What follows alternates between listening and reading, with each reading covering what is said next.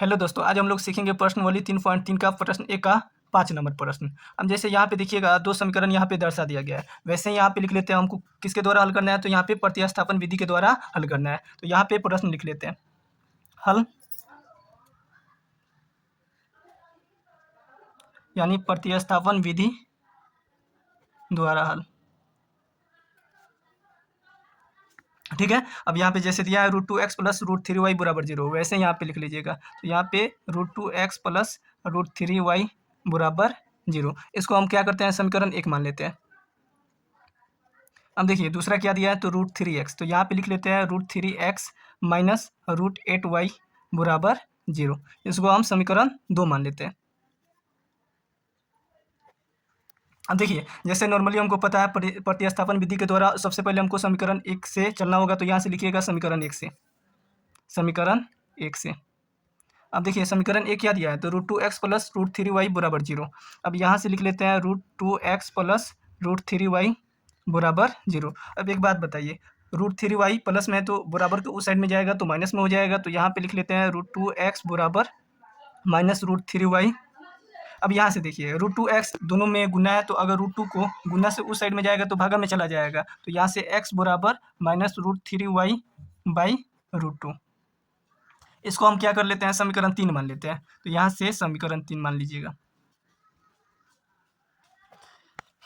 अब देखिए हमको क्या निकालना है, तो हमको y का मान निकालना है। तो सबसे पहले हम क्या करेंगे, समीकरण 2 में y का मान रख लेते हैं। तो यहाँ से लिखिएगा समीकरण 2 में y का मान रखने पर, नहीं x का मान रखने पर,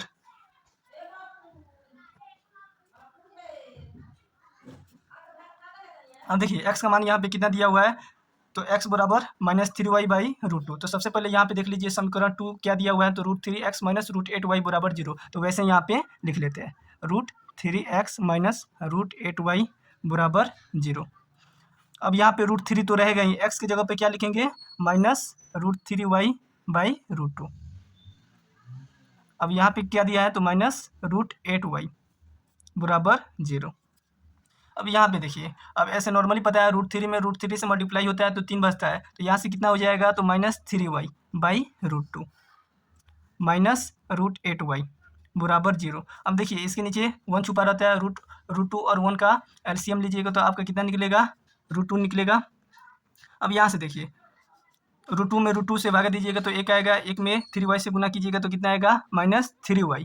अब यहाँ से देखिए 8 को हम लोग ऐसे 2√2 तो लिख ही सकते हैं। तो √2 में √2 से गुना कीजिएगा तो 2 आ जाएगा, और इसका निकालिएगा तो यहाँ से ऐसे तो लिख ही सकते हैं ना। तो इसको √8 को यहाँ पे लिखिएगा 2√2 गुने √2, ऐसे लिखिएगा तो आपका सॉल्व हो जाएगा। अब यहाँ पे देखिए -3y हो जाएगा माइनस, अब √2 में √2 से गुना होता है तो 2 होता है, तो 2 गुना 2 कितना हो जाएगा, 4 हो जाएगा। तो यहाँ से 4y हो जाएगा बराबर 0। यहाँ पे बाटा में क्या है, तो √2 है, तो यहाँ से हम लोग √2 अप्लाई कर लेते हैं। अब यहाँ पे भागा में है तो बराबर के उस साइड में जाएगा तो गुना में हो जाएगा। तो यहाँ पे -3y माइनस 4y बराबर 0 गुना √2। इतना तो आपको पता ही होगा, किसी भी संख्या को 0 से जब गुना करते हैं तो कितना मान आता है, 0 मान आता है। तो यहाँ पे आ जाएगा -7y बराबर 0। अब देखिए y है 7 से गुना है, तो यहाँ से 7 को जब इस साइड में भेजेंगे तो गुना है, तो इस साइड में आएगा तो भागा में हो जाएगा। तो यहाँ से y बराबर हो जाएगा 0 बट्टा -7। आपको पता है किसी भी संख्या को जब 0 से मल्टीप्लाई किया जाता है तो कितना मान आता है, तो 0 मान आता है। तो यहाँ पे हो जाएगा, इसलिए y बराबर 0। अब हमको किसका मान निकालना है, तो हमको x का मान निकालना है। तो यहाँ पे हम लोग लिखेंगे समीकरण 3 में x का, समीकरण 3 में y का मान रखने पर।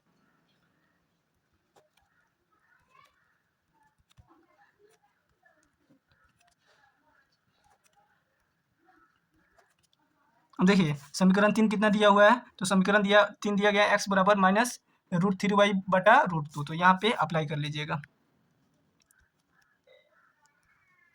y का मान कितना है, तो 0, तो यहाँ से गुना 0 कर दीजिएगा, यहाँ पे बटा कितना रहेगा, √2 रहेगा। तो इसलिए अब यहाँ पे देखिए फिर x बराबर हो जाएगा, √3 में 0 से गुना कीजिएगा तो 0 आएगा बाई √2, फिर गुना कीजिएगा तो यहाँ पे कितना मान निकल जाएगा, 0। तो इसलिए यहाँ पे हो जाएगा x बराबर 0 तथा y बराबर 0, आंसर।